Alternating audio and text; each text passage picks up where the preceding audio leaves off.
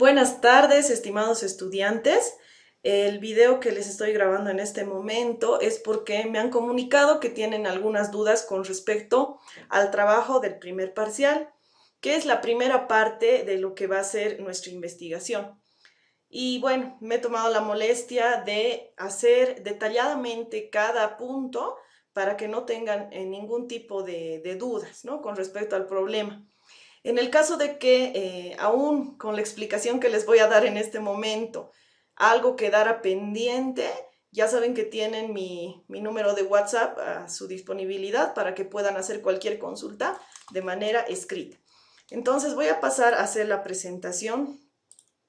Vamos a hacer una descripción de lo que es el trabajo práctico del primer parcial de la materia de métodos y técnicas de investigación de la Universidad Policial Antonio José de Sucre, Escuela Superior de Policías. Comencemos. ¿Qué cosas se aprende en esta materia? Bueno, primero es importante entender, ¿no?, qué es lo que vamos a aprender dentro de esta materia.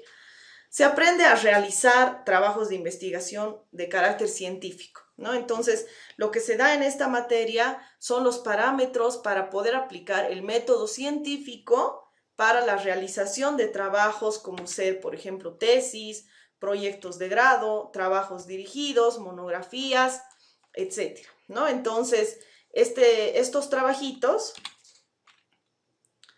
todos estos trabajos requieren el método científico. Por lo tanto, como indica su nombre, el método es una serie de estrategias que nosotros seguimos para poder, unos pasos que nosotros seguimos para alcanzar un objetivo. Por lo tanto, nosotros tenemos que aprender cada paso para aplicar el método científico y brindar un aporte a la ciencia.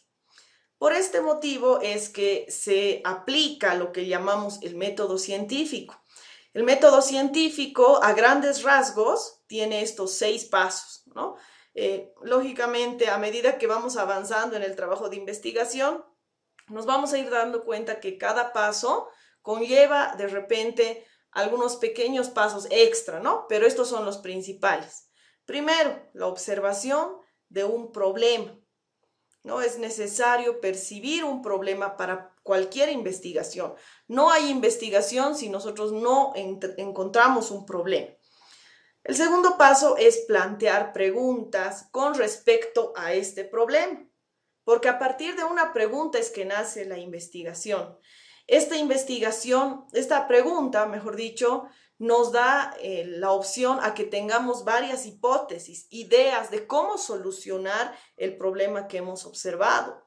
Por lo tanto, el siguiente paso va a ser una experimentación para comprobar si es que la idea que tenemos funciona o no funciona, ¿no? Si es que ayuda, contribuye a la ciencia o no lo hace, para finalmente sacar resultados que nos demuestren que nuestra idea sí funciona o de repente no funciona y sacar las conclusiones correspondientes.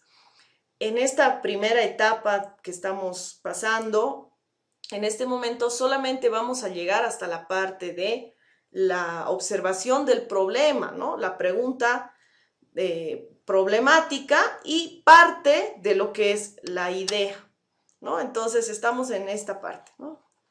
Primero y segundo paso, más o menos. Les explico cómo. Primero que nada, hay que entender que un proceso de investigación inicia cuando se identifica un problema, en este caso un problema que tiene que ser relacionado a nuestra carrera, ¿no? En todas las carreras se hace investigación, pero si estamos hablando de una carrera de aspecto policial, ¿no?, como es el que ustedes están llevando, necesitamos plantear un problema que hable sobre la temática policial. No podemos meternos a investigar problemas que hablen, por ejemplo, de medicina, de arquitectura, si no nos corresponde, ¿no? A nosotros nos corresponde el área policial. Entonces, pueden existir muchos problemas relacionados a nuestra carrera policial, ¿no? A medida que ustedes van trabajando en diferentes unidades, van adquiriendo nuevas habilidades, van a encontrar diversidad de problemas, ¿no?, en diferentes aspectos. Pero van a haber problemas que son más pequeños que otros, problemas chiquititos y problemas realmente grandes, ¿no? Hay una diferencia entre lo que es un problema práctico y lo que es un problema de investigación. Un problema práctico es un problema que nosotros no necesitamos realizar un gran proceso de investigación porque lo solucionamos fácilmente, ¿no? Por ejemplo, si ocurre, de repente hay una gotera en nuestra unidad, ¿no? Está cayendo agua del techo, es un problema, por supuesto, pero no requiere una gran investigación porque sabemos que simplemente hay que tapar ese lugar o de repente poner un envase para que no se moje el piso, ¿no? O reparar el techo. Pero es algo que sabemos intuitivamente lo que tenemos que hacer. No necesitamos escribir un trabajo de investigación, una tesis, una monografía para solucionar este problema, ¿no? Entonces, ese tipo de problemas chiquititos no podemos utilizarlos como base de nuestra investigación. Entonces, analicen si los problemas que a ustedes se les viene a la cabeza son prácticos o de investigación. Un problema de investigación, por otro lado, es un problema en el que tú no estás seguro cómo se puede solucionar. Necesitas tiempo para entender cómo solucionar. Puedes tener ideas, pero no sabes si esas ideas funcionen o no funcionen, ¿no? Y necesitas aplicar el método científico. Por lo tanto, estos problemas sí son los que tenemos que tomar en cuenta para nuestra investigación. Problemas grandes, problemas serios, ¿no? Entonces, ¿cómo podemos transformar un problema normal en una investigación? Pues transformándolo a través de una pregunta, pero no cualquier pregunta, ¿no? Sino que tiene que ser una pregunta abierta. Como aquí les estoy poniendo un ejemplo. Si el problema que yo he observado es que existen muchos accidentes en la autopista de la ciudad de La Paz, la pregunta sería, ¿cómo se puede reducir el riesgo de accidentes en la autopista de la ciudad de La Paz? Es una pregunta abierta porque la respuesta no siempre va a terminar cuando yo diga sí o no. Sería muy distinto que yo pusiera, por ejemplo, ¿existen muchos accidentes en la autopista de la ciudad de La Paz? La respuesta va a ser sí, o de repente la respuesta va a ser no. Y ya no hay investigación. La idea es que la pregunta dé paso a la investigación, por lo tanto tiene que ser una pregunta que generalmente va a iniciar con cómo, por qué, de qué manera, ¿no? Entonces, ese tipo de preguntas amplias son las que tenemos que plantearnos para iniciar la investigación. Guárdense bien la pregunta una vez que la tengamos porque nos va a ayudar a redactar el trabajo del primer parcial. Una vez que ya hemos planteado la pregunta de investigación, tenemos que empezar a tener ideas, ¿no? Ideas de cómo solucionar ese problema. Si la pregunta era, ¿cómo se puede reducir el riesgo de accidentes en la autopista de la ciudad de La Paz? Se me van a venir muchas ideas a la cabeza, ¿no? Entonces tengo que hacer una lluvia de ideas y analizar si estas ideas son novedosas, es decir, que no existen, no hay nada parecido, que sean interesantes, que llamen la atención de la gente, que sean observables, es decir, que yo pueda comprobar que realmente existe esa idea, ese problema, y que pueda hacer que otras personas entiendan ese problema, que sea medible, es decir, que podamos encontrar un parámetro de medida, ¿no? Ya sea cuantitativo o cualitativo, lo que hablábamos en variables, que sea pertinente, que responda a una necesidad urgente, ¿no? Y que sea relevante y viable.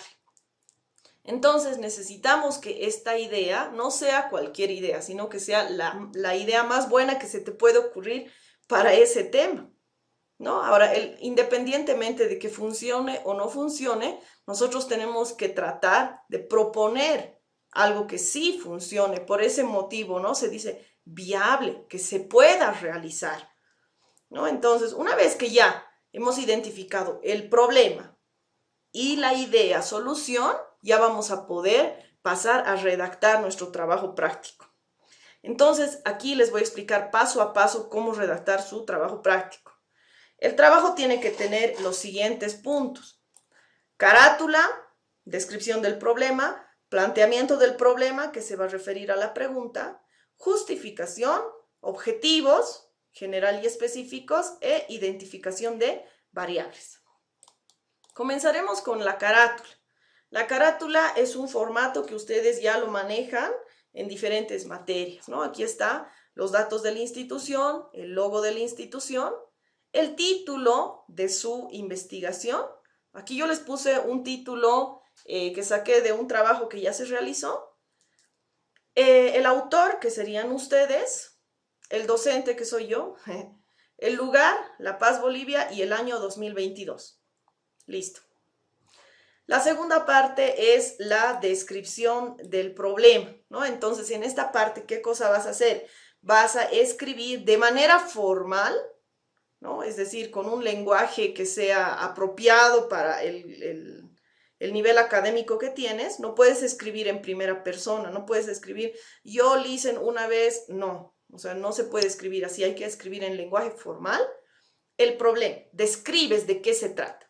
Si hablábamos, por ejemplo, de los accidentes de tránsito, ¿no? Entonces redactarás qué tipos de accidentes hay en la autopista, cuál es el índice de accidentes que hay actualmente, a qué se deben estos accidentes, ¿no? Describes de manera detallada. Entonces, por eso les puse, ¿no? Escriba detalladamente de qué se trata el problema que observó en su profesión. Procura enfocarse en un solo tema. No me vayas a escribir, ¿no? Si estamos hablando de accidentes de tránsito, cuidado que estés hablando sobre otras cosas que no corresponden, ¿no? De repente el crimen que existe, no sé, son temas muy distintos, ¿no? Entonces, habla solo sobre un solo tema. No utilicemos tampoco ideas que sean muy generales.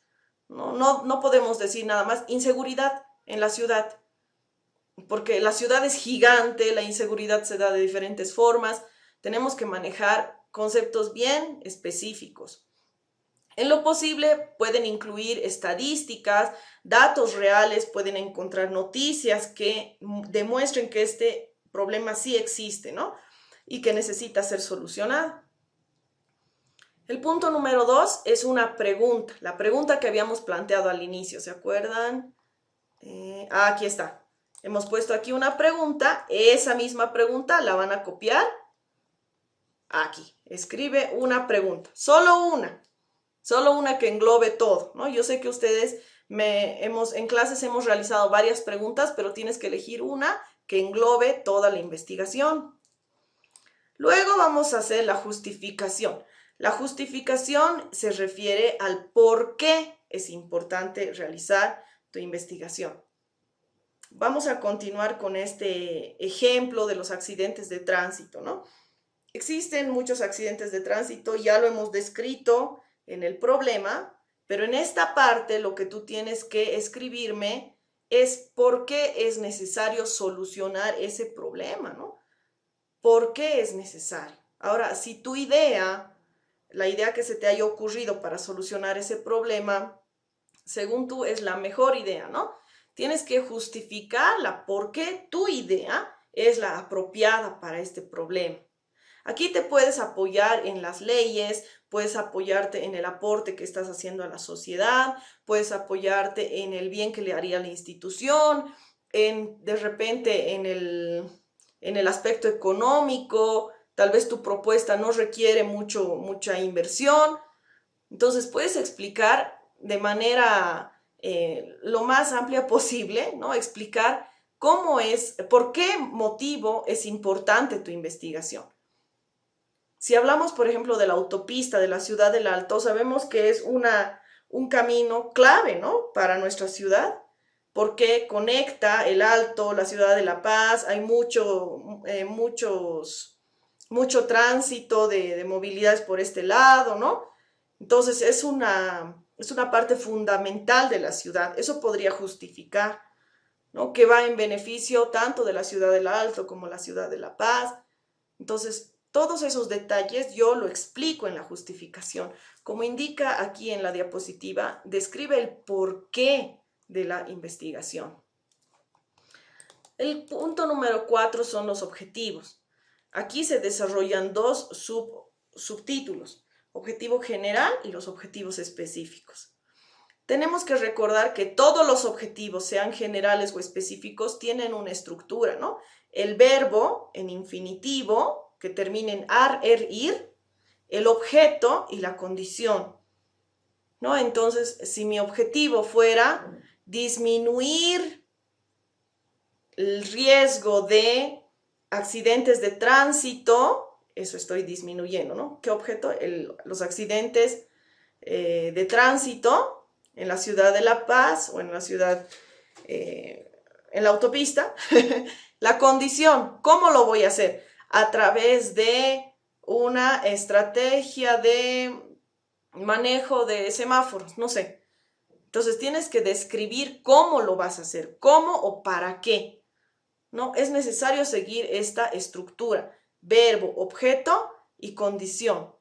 Si tu objetivo general o específicos no tienen estos tres componentes, yo no puedo ponerte bien ahí, ¿no? Necesito que estén completos tus objetivos, completas tus ideas.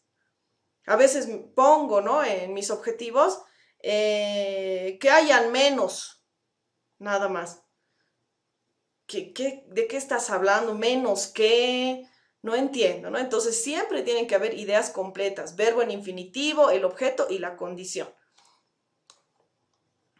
El objetivo general siempre va a ser uno y los objetivos específicos pueden ser varios, pero preferentemente yo les pido que sean entre 3 y 6 objetivos específicos.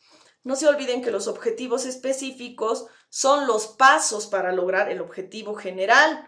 Por lo tanto, eviten repetir la misma idea en 2 objetivos específicos. Los objetivos específicos generalmente van en orden, ¿no? Si yo quiero planificar una estrategia de patrullaje, digamos, para la zona X, ¿qué cosa tengo que hacer primero? De repente, estudiar la zona en la que vamos a implementar la estrategia del patrullaje, ¿no? Ese es el primer paso. ¿Cuál será el segundo paso? Planificar cómo se va a realizar el patrullaje en las calles de la zona X, ¿no? Entonces, ese sería mi segundo paso. ¿Cuál es el tercer paso? Y así tengo que ir viendo paso por paso para que todos esos pasos se conviertan en objetivos específicos, pero sin olvidarme de la estructura de verbo, objeto y condición. Si yo, por ejemplo, digo que voy a analizar las razones por las que existe delincuencia en la zona de la Ceja del Alto, tengo que decir cómo lo voy a hacer.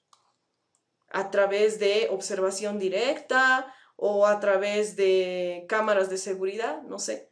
Tienes que explicarme también la condición. Entonces, no olviden escribir ideas completas. Objetivo general 1, objetivos específicos entre 3 y 6 máximo. Y finalmente, lo último que tienen que poner, es el punto número 4, es las variables. Las variables no les estoy pidiendo que desarrollen, simplemente que me digan concretamente cuáles son las variables. Por ejemplo, la variable dependiente va a ser el problema, en este caso, accidentes de tránsito, nada más. Variable independiente, su solución. Digamos, semáforos flotantes, no sé, esa será su solución, esa va a ser su variable independiente. Ya hemos trabajado el tema de las variables en clases, pero en este trabajo solo les estoy pidiendo identificación de la variable dependiente y de la independiente. La dependiente es el problema y la independiente es la solución. Solo es escribir una idea, no es escribir un párrafo, no es escribir la biografía de los accidentes, no, nada que ver. Concretos, ideas concretas. Y eso es todo, mis queridos estudiantes. Espero que haya aclarado todas sus dudas con respecto al trabajo práctico y lo podamos hacer bien, ¿ya? Nos vemos la próxima clase. Chao.